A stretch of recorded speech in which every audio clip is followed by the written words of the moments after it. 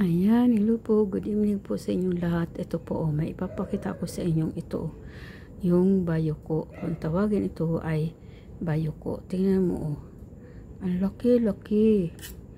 Tapos, dalawa. Ito pa isa. Oh. Yan, oh. Ang laki. Ato, nakuha namin ito doon sa probinsya nung nagbakasyon kami. Kasi, noong 2022 pa kami doon nagbakasyon. Tapos ito, nung naligo kami sa doon sa Mangbang. Ayan. Mga nakuha yan. Tapos ito pa, oh. Ang kakuha nito yung aking asawa. Ayan, oh. Ayan, oh. Ganda nito nung nung bago pa lang. Ito ang ganda, oh. Kaso nagasgas na yung mga kulay niya, oh. Kasi pa nga to, tagal na, nakatago lang ito dyan, eh. Noong 2022 pa ito. Ayan, oh. Noong 2022 pa ito nakuha. Ayan, nagpakaligpit lang yan dyan. Ayan po. Tapos ito,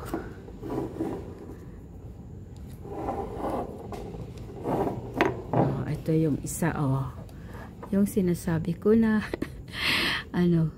yung aking koleksyon, nakuha ko na Batu Balani. Dito ito sa nakuha ko ito dito sa lugar dito, sa subdivision, sa park. Kasamahan ito nung mga iba kong nang ipinakita na, yung mga formang itlog. Ito isa rin ito, oh. May balot-balot din yan, eh. Yan. Kuha ko rin yan, oh. Tingnan natin, oh. Kasi malakas ang hatak niya sa magnet. Kaya tinawag ko siyang, Batu Balani. Kasi, yan, oh. Try natin sa magnet. Ang lakas yan, oh. Ang lakas, oh. Nabuhat. Ang lakas yun sa magnet, oh. Kaya ayun, tinawag ko na lang siya Batu Balani, kasi ayan, ang lakas dumikit sa magnet, oh. Ayan. Ang lakas dumikit sa magnet. Ayan, mga yan, mga kumbaga mga pampaswerte. ang hatid niyan ay mga pampaswerte, sa mga business, ganyan. Tapos ito, oh, kakaiba nga to, ang laki-laki, oh. Kakaiba, ang laking bayoko ang tawag dyan, eh. Sa buhangin niya nakukuha, eh. Andyan, yung unang pinakita kong yung mga gumagalaw. Ayan, ito yung kahawigyan yan, oh. Ito lang ay yung mga malaki lang. Tapos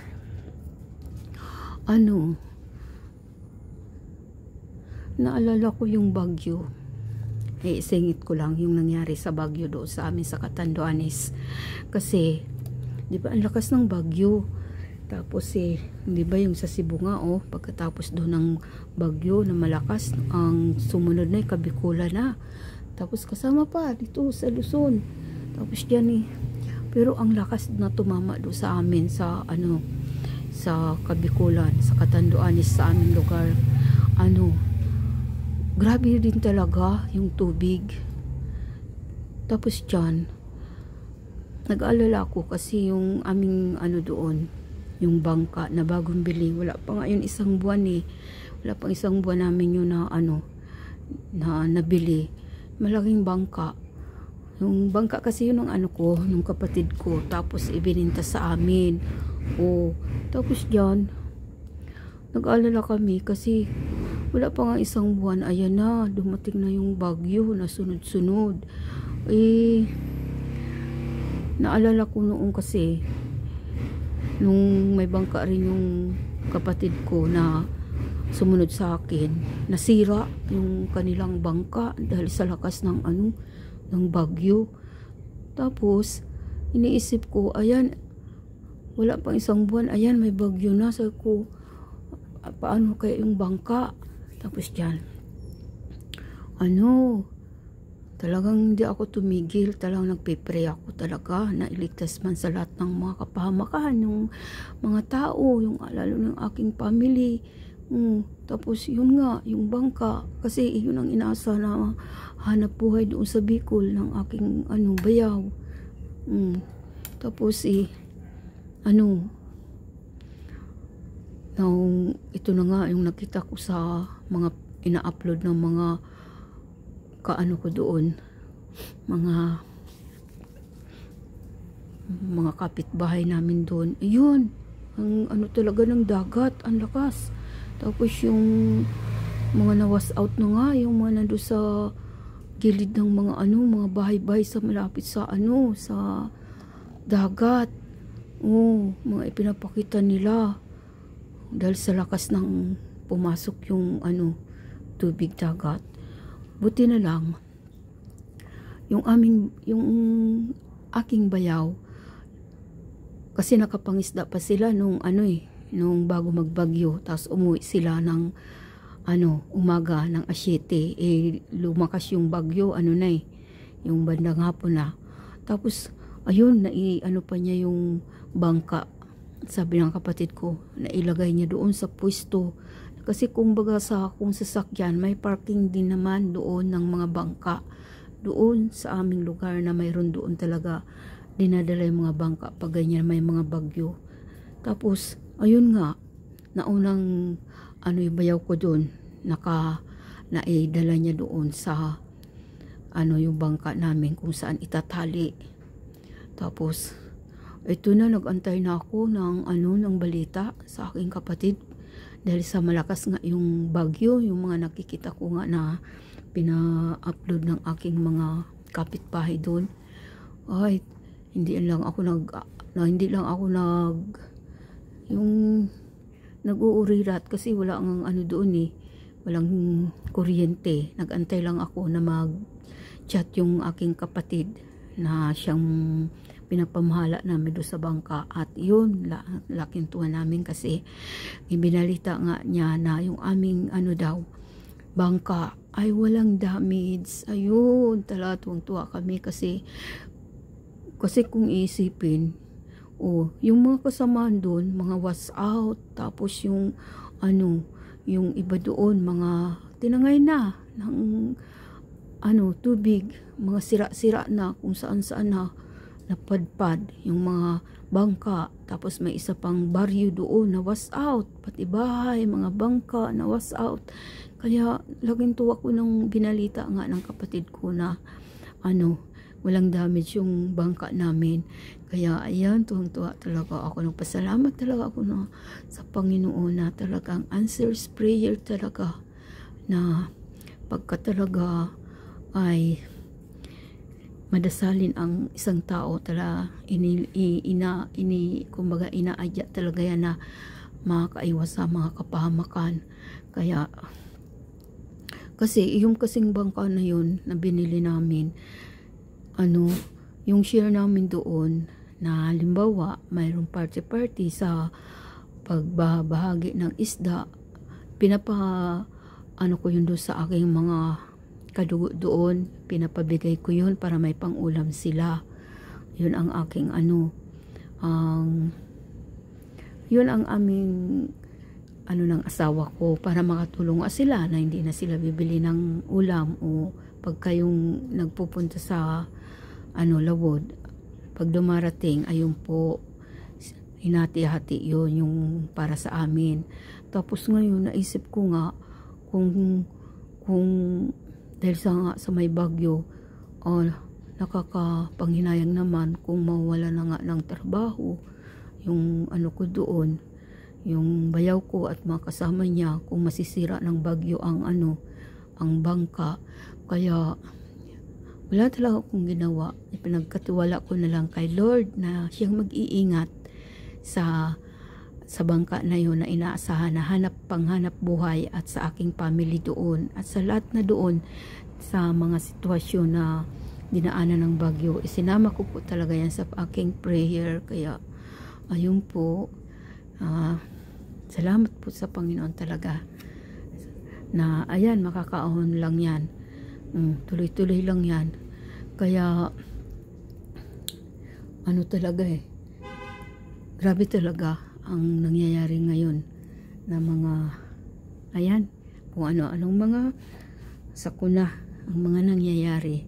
Kaya maganda talaga yung may relasyon tayo sa Panginoon para pag ganyan na may mga dumarating na mga ganyan ay maiwas tayo. O kaya yun lang po na ano ko lang na isingit ko lang kasi yun na nga naalala ko. At ito nga aking mga yung mga from the nature na mga itong mga pampaswerte na ito. Iyan din nga rin yung kagandahan kasi mayroon din akong mga rin yung mga pangontra din. Kasi hindi lang naman lahat ang dala ay pampaswerte. Mayroon din yan hatid na pang taboy ng mga negatibo, mga negative energy, mga nagtataboy din yan sa mga kamalasan. Kung anong man pwedeng dumating na kamalasan ay mababangga masasangga ng mga hawak na mga may virtud na mga yung kung tawagin ay mga mutya from the nature. Ay ang dami-dami kong mga ganito na mga hawak. Kaya isa rin po yan sa pinaniniwalaan ko po kasi yan from the nature yan may hatid dyan na virtud. May hatid din na virtud kahit na hindi ko yan dinadasal-dasalan, basta ang aking lang, ang prayer ko talaga, ang devotion ko talaga araw-araw yan. Hindi yan nawawala ang araw-araw kong pag-pray para andyan palagi ang gabay ng Panginoon sa aking buong family. Hindi, yan hanggang sa ako'y mamatay na. Hindi na talaga yan mawawala. Kasi ganyan na talaga kailangan talaga maging madasalin ang tao para iadya sa lahat ng mga kapahamakan. Kung magkaroon man ng halimbawa ganyan na hindi maiwasan ang mga problema, o kumbaga sa boxing hindi ka masasapol ka agad ng pagbagsak sa iyo, pagsuntok sa iyo ng kalaban ay hindi ka masasapol ka agad kasi marunong kang umilag at marunong kang sumangga. Yan, mga pangrimate. Wala lang, tuwa lang ang lola nyo. Yun lang po. Wala kasi akong na-upload din naman kahapon. Ayan. Kaya ito po ang aking mga collection. Ito yung aking favorite na bato balani. Ayan. Yan po. Marami pa ako dyan ng mga bato na yung madumidikit sa magnet. Pero ito yung mas higit na grabe yung hatak sa magnet. Grabe yung hatak niya sa magnet na talagang nabubuhat yan. Opo, ang ganda rin naman ang hatid dyan. Kasi nga naalala ko